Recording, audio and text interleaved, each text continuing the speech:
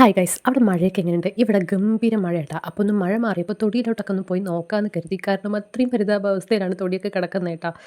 കാണാൻ നല്ല രസമാണ്, കാമാണ്, നല്ല തണുപ്പായിട്ട്. എനിക്ക് ഈ ഒരു ക്ലൈമറ്റ് ആക്ച്വലി ഇഷ്ടമാണ്. സോറി, ക്ലൈമറ്റ് അല്ല, വെതർ ആക്ച്വലി ഇഷ്ടമാണ്.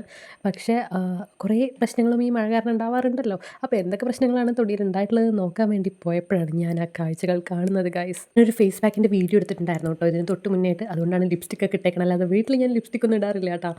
നോക്കുമ്പോഴേക്കും എന്തേ ഒരു വാഴയൊക്കെ നന്നായിട്ട് കുലച്ച് നിൽക്കുന്നുണ്ട്. അപ്പോൾ ഇനി ഇതിനകത്തൊരു താങ്ങ് വെച്ച് കൊടുക്കണം. അല്ലാന്നുണ്ടെങ്കിൽ അടുത്ത മഴയിൽ ഈ വാഴ വീഴുന്നുള്ള കാര്യത്തിന് ഒരു സംശയമില്ല. പോരാത്തതിന് ഇവിടെ നല്ല പന്നിയുടെ ശല്യമുണ്ട്. സോ പന്നിയെങ്ങാനും വന്നൊരു തട്ട് തട്ടിയാൽ വാഴ അവിടെ കിടക്കും. അങ്ങനെ ഞാൻ പോയപ്പോഴാണ് എൻ്റെ കിണറിൻ്റെ മതിലിന് എന്തോ ഒരു വ്യത്യാസം ഉണ്ടല്ലോ എന്ന് നോക്കുമ്പോൾ മതിൽ ഇടിഞ്ഞേക്കുന്നത്.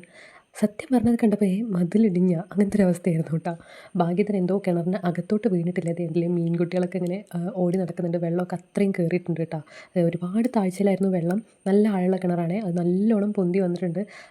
കാണാനൊക്കെ രസമാണ്. ആ ഒരു വെള്ളത്തിൻ്റെ കളറൊക്കെ മാറി പിന്നെ മീനിനെയൊക്കെ പുറത്ത് കൂടെ ഒക്കെ കാണുമ്പോഴൊക്കെ നല്ല രസമാണ്. പക്ഷേ കിണറിൻ്റെ മതിലിടിഞ്ഞു എന്ന് കണ്ടപ്പം ഇനിയിപ്പോൾ ഇതിന് കുറേ കാശ് ഇറക്കേണ്ടി വരുമല്ലോ എന്നുള്ളൊരവസ്ഥയായിരുന്നു കേട്ടോ. മാത്രമല്ല, ഞാൻ നേരത്തെ പറഞ്ഞില്ലേ, ഇവിടെ പന്നികളുടെ ഭയങ്കര ശല്യമുണ്ട്. എങ്ങാനും വല്ല പന്നി ഈ കിണറ്റിൽ പെട്ട് കഴിഞ്ഞാൽ പിന്നെ ഫോറസ്റ്റുകാരെ വിളിക്കണം. ഫുള്ള് ഡാർക്ക് സീനായിരിക്കും. പിന്നെ മാത്രമല്ല, വെള്ളം യൂസ് ചെയ്യാനും പറ്റാതെയാവും.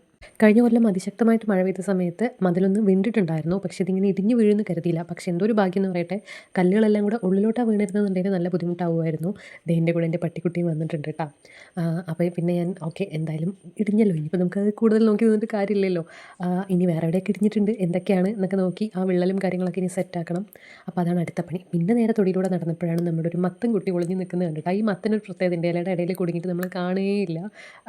ഇനി ഇത് പന്നി കൊണ്ടുപോകാതിരിക്കട്ടെ. പന്നിയുടെ കണ്ണിൽ പെട്ട് കഴിഞ്ഞാൽ എന്തായാലും ഇത് കിട്ടത്തില്ല.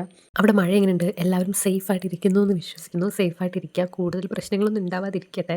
അപ്പോൾ അത്രയുള്ളൂ നമ്മുടെ ഇന്നത്തെ ഒരു വീഡിയോ. മറ്റൊരു വീഡിയോ കാണുന്നവരേക്കും ടാറ്റ.